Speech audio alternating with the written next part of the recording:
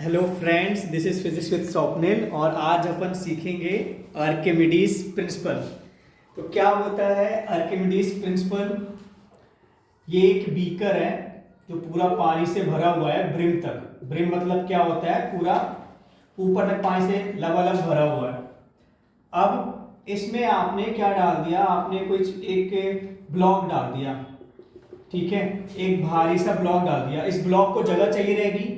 इस ब्लॉक का कुछ वॉल्यूम है, जितना इसका वॉल्यूम है उतना ही वॉल्यूम का पानी क्या हो जाएगा? नीचे गिर जाएगा ना, ठीक है, क्योंकि वॉल्यूम तो कंजर्व होता है। तो इसको आने के लिए जगह लानी पड़ेगी, तो जितना इसका वॉल्यूम है उतना ही वॉल्यूम पानी का गिर जाएगा, ठीक है। अब हमने इस ब्लॉक को हमने हवा में वेट किया था। इस ब्लॉक को हमने हवा में वेट किया था और जब हवा में हमने इस ब्लॉक का वेट निकाला था तो मान लेते हैं इसका वेट आया था 100 न्यूटन। कितना आया? 100 न्यूटन। और जब हम पानी में इसका वेट कर रहे हैं तो इसका पानी में वेट आ रहा है बच्चा 90 न्यूटन। तो 10 न्यूटन वेट इसका कहां गया? ऐसा क्या हो गया पानी में आने से कि इसका वेट कम हो गया? तो यही सवाल था आर्किमिडीज के पास कि कोई भी चीज जब पानी में डूबती है तो उसका वेट कम हो जाता है, और उसका कारण क्या है वो आर्किमिडीज ने बताया। और ना केवल कारण बताया बल्कि एक फॉर्मूला भी दिया, ठीक है। तो कारण ये है कि जो पानी है वो क्या करता है? एक अपवर्ड फोर्स लगाता है। पानी के द्वारा क्या लगता है? एक अपवर्ड फोर्स लगता है, जिसको बोलते हैं अपथ्रस्ट बोला जाता है। तो ये जो वाटर आपको दिखाई दे रहा है, ये वाटर क्या कर रहा है? तो जैसा कि हमने देखा है कि ये आर्किमिडीज ने क्या खोजा है कि जो पानी होता है वो ब्लॉक पे क्या लगाएगा? फोर्स लगाएगा, ठीक है। कैसा लगाता है? इसका डायरेक्शन क्या होता है? वर्टिकल अपवर्ड होता है, ठीक है। ऊपर की डायरेक्शन की तरफ वर्टिकल अपवर्ड वाटर फोर्स लगाता है। तो वाटर क्या लगाता है? Force by water. Force by water को क्या बोला जाता है? अपथ्रस्ट बोला जाता है। क्या बोला जाता है? अपथ्रस्ट बोला जाता है। और इसका जो डायरेक्शन होता है अपथ्रस्ट का, वो क्या होता है? Vertically upward. Vertically upward. जैसे अर्थ होती है ना, अर्थ हर एक किसी चीज को नीचे की ओर खींचती है, उसी तरह पानी हर एक चीज को ऊपर की तरफ फेंकता है, पुश करता है, ठीक है। इसी पुशिंग फोर्स को बोला जाता है अपथ्रस्ट बोला जाता है, ठीक है। तो ये अपथ्रस्ट लग रहा है, यू का लग रहा है, और इसमें एक वेट लग रहा है अर्थ के द्वारा, W लग रहा है। तो नेट फोर्स हमारा क्या हो जाएगा? जो नेट फोर्स हो जाएगा वो क्या आ जाएगा? W minus you. तो हमारा आप देख रहे हैं कि नेट फोर्स है वो कम हो गया। किसके कारण कम हो गया? क्योंकि पानी ने भी एक क्या लगा दिया? वर्टिकल अपवर्ड फोर्स लगा दिया। इसीलिए जब भी कोई चीज पानी में होती है तो उसका वेट क्या हो जाता है? कम हो जाता है। अब हम निकालेंगे कि वेट इसका एग्जैक्टली कितना कम होता है। इसका हमें एक फॉर्मूला चाहिए।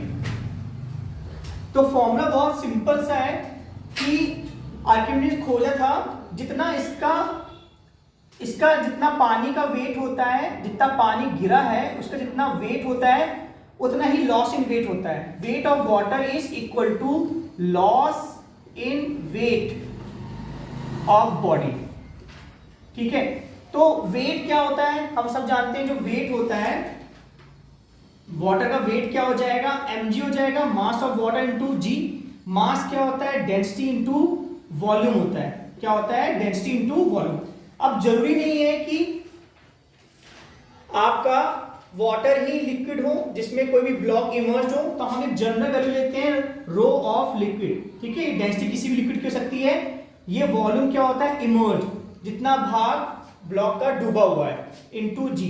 तो यही हमारा हो गया वेट ऑफ वाटर, और यही हमारा हो गया लॉस इन वेट। क्या हो गया? Loss in weight. कितना बॉडी के वेट में लॉस आएगा, और इसी को बोलते हैं अपथ्रस्ट, ठीक है। तो वेट ऑफ वाटर डिस्प्लेस, ज्यादा सही ये नॉमेनक्लेचर है। कितना वाटर डिस्प्लेस हुआ, जितना वाटर का वेट डिस्प्लेस हुआ उतना ही बॉडी के वेट में लॉस आया, और उतना ही अपथ्रस्ट वाटर ने ब्लॉक पे लगाया, ठीक है। अब इसको कैसे यूज किया जाता है इस फॉर्मूले को, वो अपन देखते हैं। आप इसका स्क्रीनशॉट ले सकते हैं, ठीक है।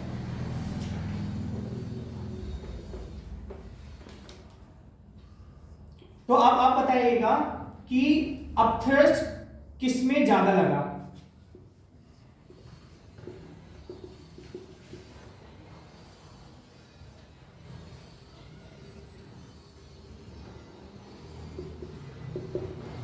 आपको एक ब्लॉक ए दिख रहा है, ब्लॉक बी दिख रहा है, तो आप बताइए कि ज्यादा अपथ्रस्ट किस में लगा है, ए में या बी में? कौन ज्यादा नीचे है? ए ज्यादा नीचे है ना, तो अपथ्रस्ट किस में ज्यादा लगेगा? ए में। तो ए में नहीं लगेगा ज्यादा, दोनों में अपथ्रस्ट बराबर लगेगा, क्योंकि हमारा जो अपथ्रस्ट का फॉर्मूला है, अपथ्रस्ट का फॉर्मूला है वो क्या होता है? V immersed rho of liquid into G।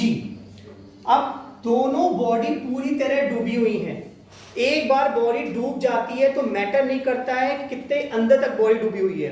तो अगर इसमें UA लग रहा है अपथ्रस्ट और इसमें लग रहा है UB लग रहा है, तो UA इक्वल टू UB है। ठीक है, तो जो अपथ्रस्ट होता है, फोर्स बाय वाटर होता है, वो डिपेंड करता है कितना वॉल्यूम डूबा हुआ है। एक बार अगर पूरा वॉल्यूम डूबा हुआ है तो मैटर नहीं करता कितने अंदर तक बॉडी नीचे गई हुई है। अब क्लास 9 के हिसाब से एक अपन सवाल करते हैं कि a mass of 50 gram having volume of 250 centimetre cube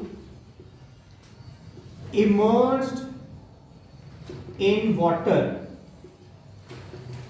tell whether it sink और float। हमें बताना है कि ये सिंक करेगा या फ्लोट करेगा। तो इसमें क्या होता है, जो वाटर होता है उसकी जो डेंसिटी होती है, वाटर की डेंसिटी होती है, वो वाटर की डेंसिटी होती है 1 ग्राम पर सेंटीमीटर क्यूब।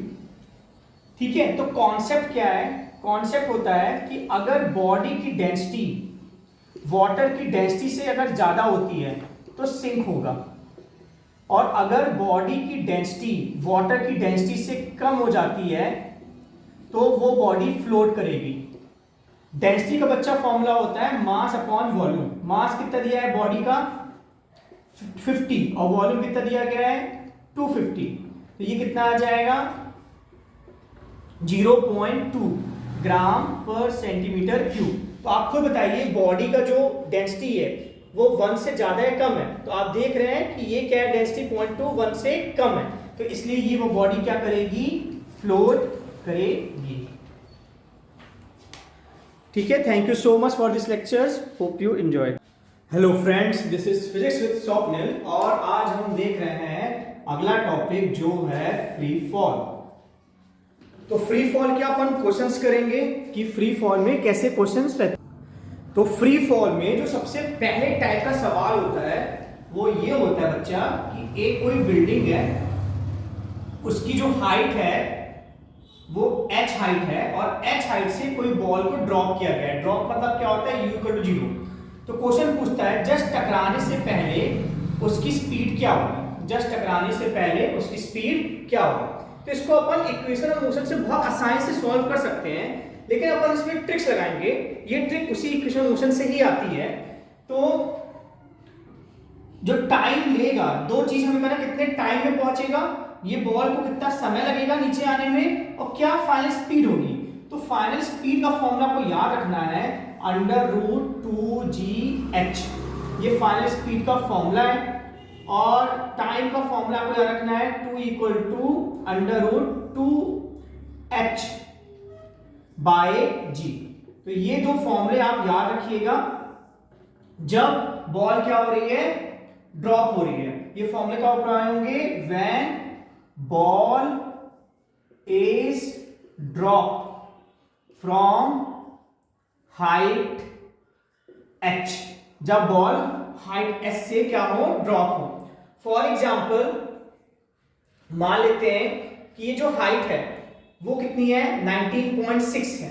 ठीक है, तो हमारा v क्या हो जाएगा? Let this height is 19.6 metre. तो हमारा v क्या हो जाएगा? v हो जाएगा 2 इंटू g होता है 9.8, और ये क्या हो जाएगा? 19.6। हम 19.6 को भी क्या लिख सकते हैं? 2 इंटू 9.8, तो हमारा v क्या आ जाएगा 2 इंटू 9.8, 2 इंटू 16, 19.6 मीटर पर सेकंड। ये हमारी वेलोसिटी आ गई, फाइनल वेलोसिटी आ गई।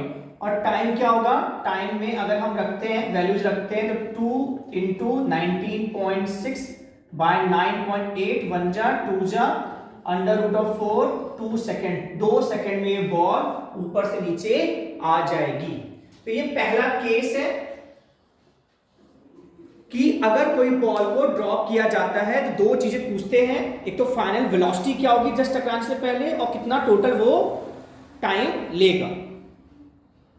अब सेकंड वेरिएशन देखते हैं फ्री फॉल में कैसे सेकंड वैरायटी पोर्शन होते हैं। मान लीजिए सामने मार्कर है, मार्कर को मैंने ऊपर फेंका, फिर मार्कर ऊपर जाके फिर नीचे मेरे हाथ में आएगा। तो अगर मुझे इसकी इनिशियल वेलोसिटी पता है कि मैंने किस वेलोसिटी से मैं फेंक रहा हूं, तो मुझे बताना है कि कितने मैक्सिमम हाइट जाएगा ये और कितने समय बाद ये मेरे हाथ में आएगा। फ्रेंड सेकंड केस है कि एक बॉल को यू स्पीड से फेंका गया है, तो ये धीमे होगी कहीं रुकेगी, जहां रुकेगी वो क्या होगा, मैक्सिमम हाइट होगा, और फिर ये वापस आएगी। ठीक है, जब ये वापस आएगी तो हम कितने समय लेगी, टोटल टाइम क्या लेगी वापस आने में, हमने यू स्पीड से फेंका था। तो इसको भी अपन बहुत आसानी से कर सकते हैं इक्वेशन ऑफ मोशन से, लेकिन यहाँ पे अपन ट्रिक का इस्तेमाल करेंगे जो इक्वेशन ऑफ मोशन से आती है। तो मैक्सिमम हाइट का आपको फॉर्मूला याद रखना है u स्क्वायर बाय 2g, और टोटल टाइम का फॉर्मूला याद रखना है 2u बाय g। ये टोटल टाइम का फॉर्मूला है। अब टाइम क्योंकि सिमेट्रिक होता है तो टोटल टाइम अगर 2u बाय g है तो आधा टाइम का लगेगा ऊपर जाने में u बाय g। अगर t हाफ की बात करते हैं आधा टाइम का लगेगा u बाय g। इसका एक क्वेश्चन देख लेते हैं। मान लेते हैं u आपका है 5 मीटर पर सेकेंड, तो मैक्सिमम हाइट क्या आएगी 5 इंटू 5, u 5 है स्क्वायर इंटू 2 इंटू g 10 रख लेते हैं, तो 5 1 जा 5 2 जा, तो ये हो जाएगी 5 बाय 4, तो 4 1 जा 4 1 10 1.25 मीटर आ जाएगी। और टोटल टाइम क्या आ जाएगा 2 इंटू 5 बाय 10, तो 10 बाय 10 क्या आ जाएगा 1 सेकेंड। देखिए कितनी आसानी से हमारा क्वेश्चन हो गया। फिर से क्वेश्चन समझ लेते हैं कि मान लीजिए कोई एक ऑब्जेक्ट है जिसको हमने 5 की स्पीड से फेंका है, ये ऊपर जाएगा रुकेगा फिर वापस मेरे हाथ में आएगा। तो हमें बताना है कि कितने हाइट में जाएगा और कितने टाइम लेगा। क्वेश्चन लिख देते हैं, if a object is thrown vertically upward with velocity 5 meter per second, calculate maximum height and total time taken। तो मैक्सिमम हाइट का क्या फॉर्मूला है u स्क्वायर बाय 2g, और टोटल टाइम का क्या फॉर्मूला है 2u बाय g। आपको ये फॉर्मूले याद रखने हैं, आप स्क्रीनशॉट कर ले सकते हैं।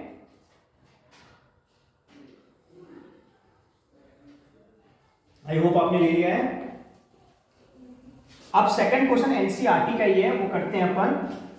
If total time is 6 second, अगर टोटल टाइम 6 सेकेंड है, when ball is thrown vertically upward, अगर बॉल को वर्टिकली अपवर्ड फेंकते हैं और टोटल टाइम कितना है 6 सेकेंड है, कैलकुलेट मैक्सिमम हाइट, हमें कैलकुलेट करना है maximum height and initial velocity, और हमें क्या करना है इनिशियल वेलोसिटी।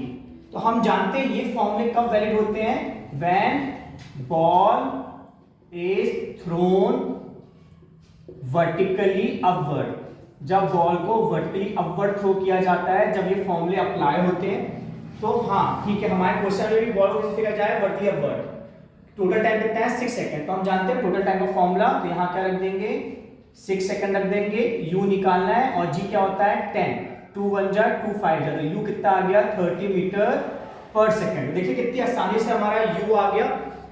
अब h निकालना है तो h में रख देंगे, तो h मैक्सिमम, तो u का स्क्वायर तो क्या हो जाएगा 30 इंटू 30 और इंटू 2 इंटू 10, तो ये कैंसिल हो जाएगा 15 हो जाएगा और ये 45 मीटर। देखिए 2 सेकंड में हमारे आंसर आ गए। Thank you so much for watching this video.